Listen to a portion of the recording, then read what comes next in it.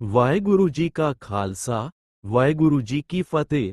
ਸੰਗਤ ਜੀ, ਅੱਜ ਅਸੀਂ ਗੁਰਬਾਣੀ ਦੇ ਇਸ ਅਨਮੋਲ ਉਪਦੇਸ਼ ਬਾਰੇ ਵਿਚਾਰ ਕਰਾਂਗੇ ਕਿ ਮਨੁੱਖਾ ਜੀਵਨ ਦਾ ਅਸਲ ਮਕਸਦ ਕੀ ਹੈ। ਗੁਰੂ ਸਾਹਿਬ ਜੀ ਫਰਮਾਉਂਦੇ ਹਨ, ਭਈ ਪਰਾਪਤਿ ਮਾਨੁਖ ਦੇਹੁਰੀਆ, ਗੋਬਿੰਦ ਮਿਲਨ ਕੀ ਤੇਰੀ ਬਰੀਆ। ਗੁਰੂ ਜੀ ਸਮਝਾਉਂਦੇ ਹਨ ਕਿ ਮਨੁੱਖਾ ਜਨਮ ਬੜੀ ਮੁਸ਼ਕਲ ਨਾਲ ਮਿਲਿਆ ਹੈ। ਇਸ ਜੀਵਨ ਦਾ ਮਕਸਦ ਕੇਵਲ ਮਾਇਆ ਇਕੱਠੀ ਕਰਨਾ ਨਹੀਂ, ਸਗੋਂ ਨਾਮ ਜਪ ਕੇ ਪਰਮਾਤਮਾ ਨਾਲ ਜੋੜ ਬਣਾਉਣਾ ਹੈ। ਅੱਜ ਮਨੁੱਖ ਦੁਨੀਆ ਦੀ ਦੌੜ ਵਿੱਚ ਇੰਨਾ ਰੁੱਝ ਗਿਆ ਹੈ ਕਿ ਆਪਣੇ ਅਸਲ ਮਾਲਕ ਨੂੰ ਭੁੱਲ ਬੈਠਾ ਹੈ। ਜਦੋਂ ਅਸੀਂ ਸਿਮਰਨ ਕਰਦੇ ਹਾਂ, ਗੁਰਬਾਣੀ ਪੜ੍ਹਦੇ ਹਾਂ ਅਤੇ ਗੁਰੂ ਦੇ ਉਪਦੇਸ਼ਾਂ ਨੂੰ ਜੀਵਨ ਵਿੱਚ ਅਪਣਾਉਂਦੇ ਹਾਂ, ਤਦ ਮਨ ਨੂੰ ਸ਼ਾਂਤੀ ਮਿਲਦੀ ਹੈ। ਗੁਰੂ ਸਾਹਿਬ ਸਾਨੂੰ ਸਿਖਾਉਂਦੇ ਹਨ ਕਿ ਹਰ ਹਾਲਤ ਵਿੱਚ ਵਾਹਿਗੁਰੂ ਦਾ ਸ਼ੁਕਰਾਨਾ ਕਰਨਾ ਚਾਹੀਦਾ ਹੈ।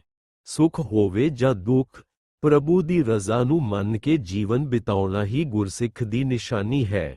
ਆਓ ਸੰਗਤ ਜੀ, ਅਸੀਂ ਹਰ ਰੋਜ਼ ਕੁਝ ਸਮਾਂ ਵਾਹਿਗੁਰੂ ਦੇ ਨਾਮ ਲਈ ਕੱਢੀਏ ਅਤੇ ਆਪਣੇ ਜੀਵਨ ਨੂੰ ਸਫਲ ਬਣਾਈਏ। ਵਾਹਿਗੁਰੂ ਜੀ ਕਾ ਖਾਲਸਾ, ਵਾਹਿਗੁਰੂ ਜੀ ਕੀ ਫਤਿਹ।